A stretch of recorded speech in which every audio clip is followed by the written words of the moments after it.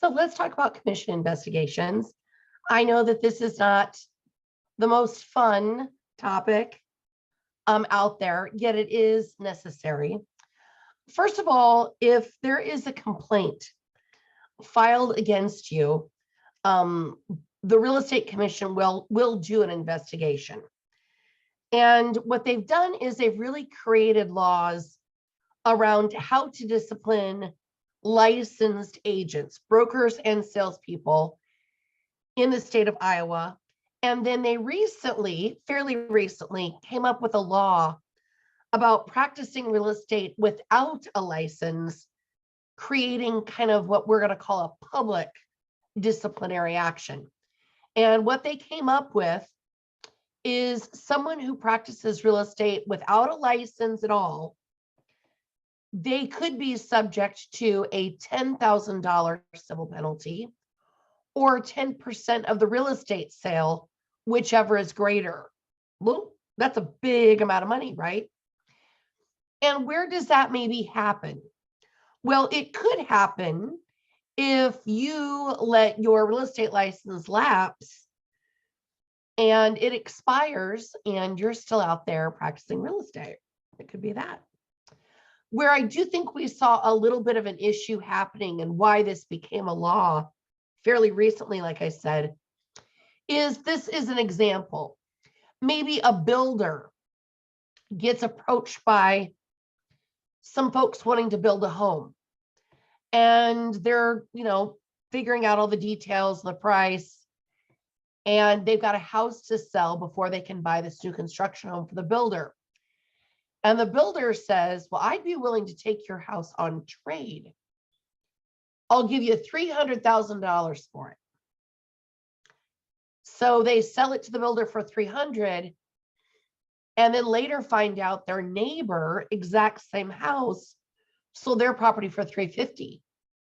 They go back to that builder and they're like, hey, you gave the implication, the implied, right, versus express, the implied knowledge that you knew how much our house was worth.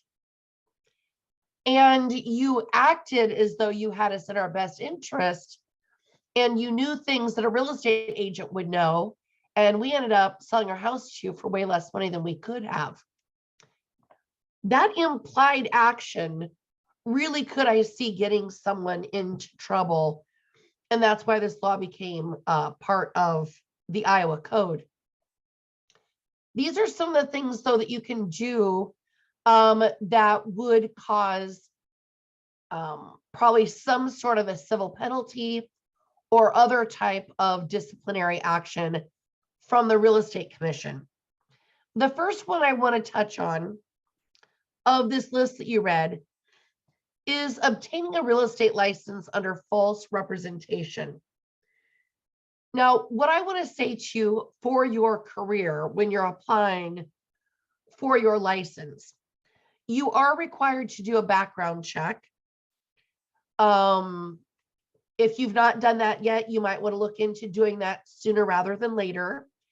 You can find those directions with the Professional Licensing Bureau, plb.iowa.gov. What I want to say about that, though, is many times, maybe you got an underage possession of alcohol when you were 15. And that's no longer on your criminal record. So you think, I don't need to talk about that. That was forever ago. But it will still show up on your background check. So anything that you got going, make sure you put that on there, because I know brokers that have kind of coached their new agents. Again, no big deal. That happened 40 years ago. And then it's come back with a $500 penalty because you didn't disclose that on the application. Now, I'm not here to be judge and jury. I'm not on the real estate commission.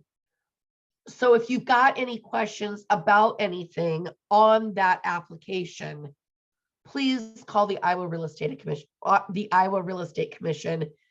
because I've seen that pop up before, and I don't want that to cause a delay for you, if anything. So I would call and talk to a licensing specialist. A couple of other things on this list: acting for more than one party in the same transaction without the knowledge. Okay. You can represent both a buyer and a seller in the same transaction, but it must be disclosed. We've got to have disclosed dual agency. And then the other one is accepting a commission or valuable consideration. Just keep in mind, all contracts and all commissions flow through your broker. They don't come directly to you. So they must first hit your broker, and then they will pay you according to your independent contractor agreement. And then the last one I want to point out is you cannot pay a referral or commission fee to someone who is unlicensed. Now, you can pay a referral fee to another party that is licensed. Maybe you live in Cedar Rapids and your brother wants to buy a house in Des Moines. You could refer your brother to an agent here in Des Moines and get a referral fee. I think 25% is a pretty standard agency amount. So you can do referrals agent to agent, but never with the unlicensed public.